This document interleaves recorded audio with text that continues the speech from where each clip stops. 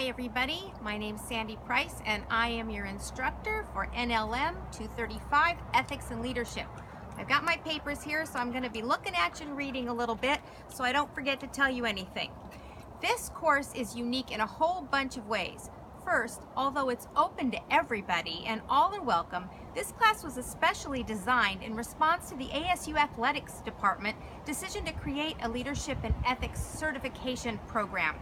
So you're going to find that there are a whole bunch of athletes in this class. You will also notice that the leadership and ethics topics that we use are mostly around athletic subjects, although the principles that we apply are applicable in a much wider environment. Okay, so a little bit about me. People want to know I am a full-time faculty member here at ASU, but I'm also a lawyer and I used to be a lobbyist.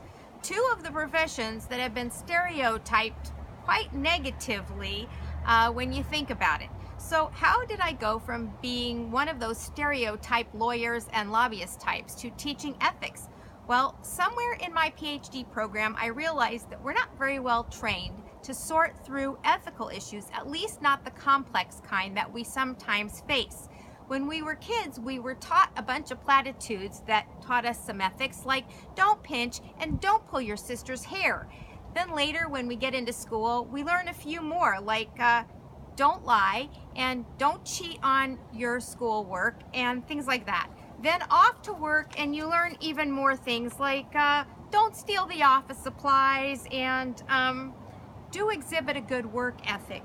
But unless you had a really amazing mentor somewhere along the way, you probably weren't taught how to make your way through some very complex kinds of ethical dilemmas, and yet those come up all the time. All right, now I have to look and see what I was going to tell you about that. Okay, so here are some examples of problems that don't have really simple answers. Like, should you loan money to a family member or a friend? Should you get romantically involved with a coworker? If somebody makes a rude or discriminatory remark about someone else based on race or religion or looks or national origins, should you let it go or should you step up and do something? Should you give cash to panhandlers or should you refuse? If there isn't a platitude that just tells you what to do right off the bat, sometimes it's really difficult to figure out what the right answers are. Okay, so back to my notes. There aren't necessarily right answers, that's what I wanted to tell you. Only the best answer that you can devise under the circumstance, and one of the things we're going to learn to do this semester is to think about how we get to those answers that we can live with, that we're comfortable with. Okay, so where are we? Okay, I need to make a confession here. It's a little bit switch of gears, but, and my brother's filming this, so this should make him laugh. I'm an expert in leadership and ethics, but I am far from a sports expert. I grew up in a small Midwestern community in the years before Title IX, the law that required schools to make sports opportunities available to women, and I barely learned how to toss a ball. I was not really ever given a lot of opportunity to practice my eye-hand coordination, and to this day my brothers don't like playing ping pong with me.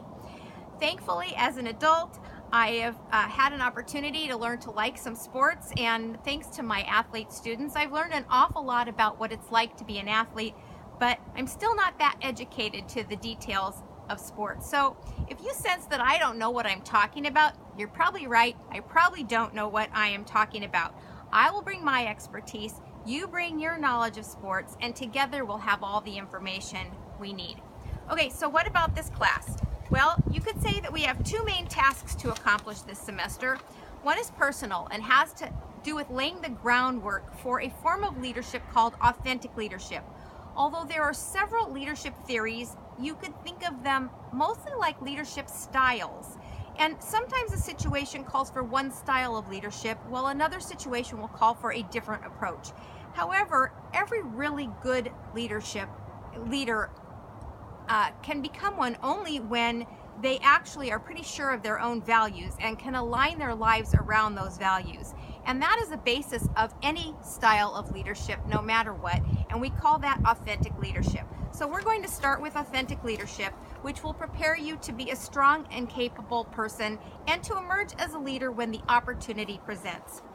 The second task is to take on one of the hairier ethical issues that college athletes face and to talk them out one at a time in a group. So this is where you come in, actually. My former students have come up with about 30 different issues that they would like to talk about over the years, and we can't possibly cover them all. So what I'm going to ask you to do is to go to the Blackboard, and you will find a link to a survey, and you will take the survey and tell me which are your favorite topics, and then I will consider all the students' input as a vote, and the top handful of topics will be the ones that we will take on this semester together. All right, let's see. Next thing you need to know is this class only meets twice. It meets on October 24th, Monday evening from 5 to 8, and again on Monday evening, November 21st, again from 5 to 8. The good news is I've asked them to feed you dinner, so come prepared to eat. Okay, let's see.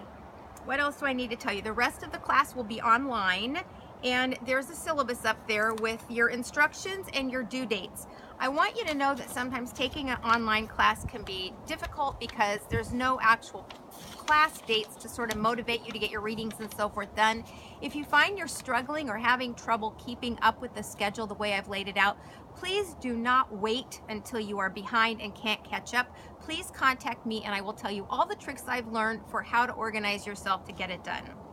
Okay, we do have a book. It's called Life Entrepreneurs by Christopher Gergen and Greg Vanarek, and it's available at the ASU bookstore, or you can buy it online. You might be able to find a used copy, and that is fine. Also, there's other readings, and they will also be posted on Blackboard. If a link to one of them fails, please let me know. You're still going to be responsible for reading it, so if you let me know, I can find you a better syllabus. Okie dokie. I think that's about it, you guys. I look forward to meeting you in person on the 24th, and until then, I will see you on the Blackboard.